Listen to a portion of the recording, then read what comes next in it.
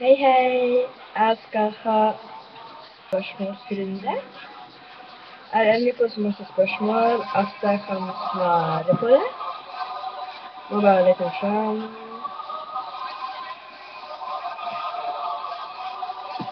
En. Hvor mange venner har du? Jeg har 6. Er det sånn mat? Sånn? Nei.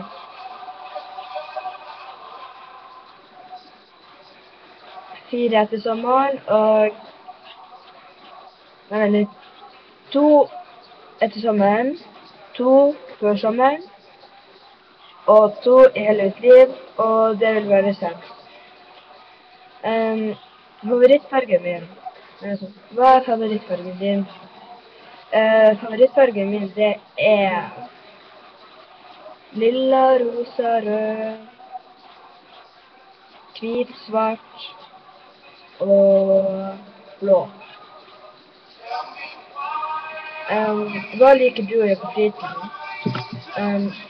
Hva jeg liker å gjøre på fritiden min, det er jo å spille piano, være med venner, og bare sitte og slappe av. Jeg gjør ikke så masse. Favorittfag. Favorittfaget mitt, det må være gym, kunsthåndverk og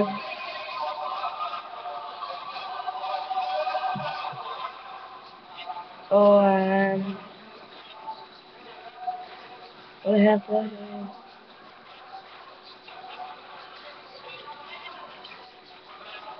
og valgfag. Favorittfilm. Vampyresuger, A Cinderella Story, and Twilight, and 40 Years Old Virgin. Jeg liker mest å se på barnefilmer, de er så artige. Favorittserie, det er Glee, fordi jeg får prisingen hver gang jeg ser den, og det er fint. Favorittbok, Fallen engel og Heksesos. Favorittsted, det må nok bli Sortland, Harstad og Bjørkøy. Er det gutt du er dødsforelsket i? Ja. Men han bor nok ikke der jeg bor. Kanskje litt. Og han går nok ikke på skolen min. Hvor mange land har du vært i? Hvor? Jeg har vært i Serbia, var i januar. Jeg har vært i Norge, jeg bodde hele livet mitt. Jeg har vært i Finland mange ganger. Bare kjørt gjennom. Og det vil bli 4. Norge, Sverige, Finland og Serbia. Og så har jeg kornbarn.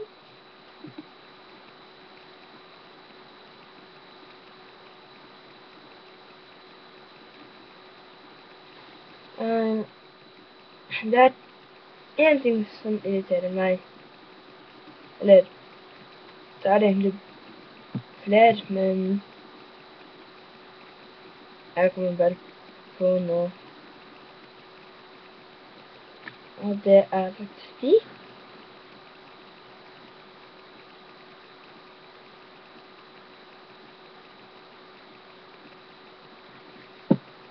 Betetenner, som alle kaller det.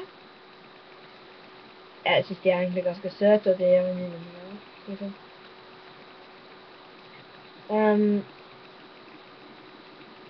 Jeg og venninner mine,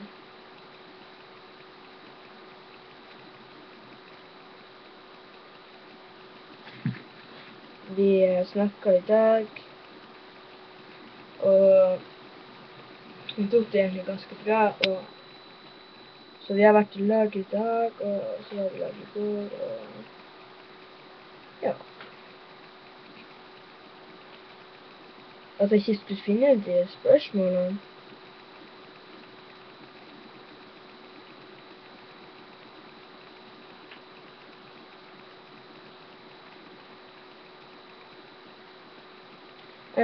Forresten,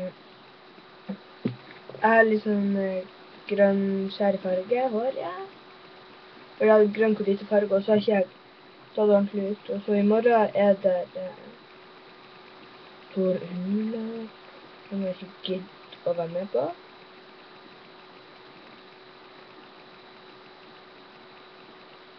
Men jeg må.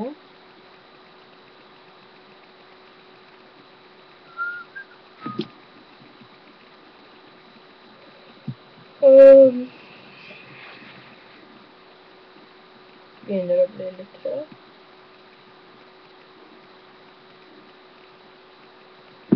Hva er dine mål for livet ditt? Mine mål for livet er å faktisk få meg jobb, klare meg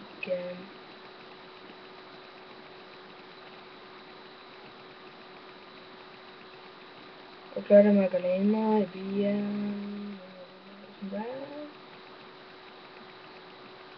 Og at jeg blir det jeg har lyst til å bli. Jeg har lyst til å bli designer, sminkeartist og frisør. Det har jeg alltid lyst på. Begynte allerede å klippe håret mitt da jeg var 3-4 år, kanskje. Og det er jo mine mål for livet. Og at jeg faktisk kommer meg opp godt nok på skolen. Og så der, fordi jeg har gode karakterer, sånn at jeg kan gå på det mine neste.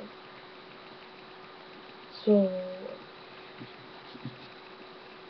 om dere har noen spørsmål, bare kom med de. Jeg elsker bare spørsmål. Jeg må ha flere enn 11. Eller, ikke flere enn 11, men jeg må ha mer enn 2. Jeg må ha mer enn 7. For jeg i det hele tatt gidder å svare på det. Og så skal jeg kanskje ha en konkurranse for jenten, altså. Og så skal jeg ha en konkurranse for gutta senere. Hvis det er noen gutta som da skal gå inn.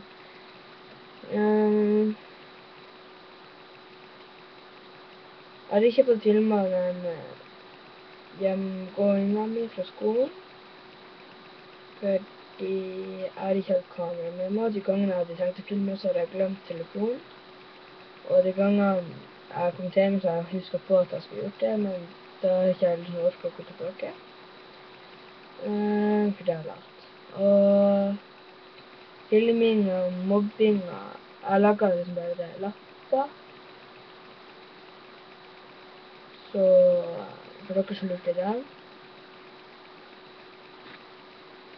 Og når jeg filmer musikkvideoen av Åpne bakfram, åpne bakfram, speilen. Åpne bakfram, jeg har gjort det helt. Jeg er ikke sikker på om det var sånn det gikk, men det skal det komme når jeg har funnet trinn. Blogges with people.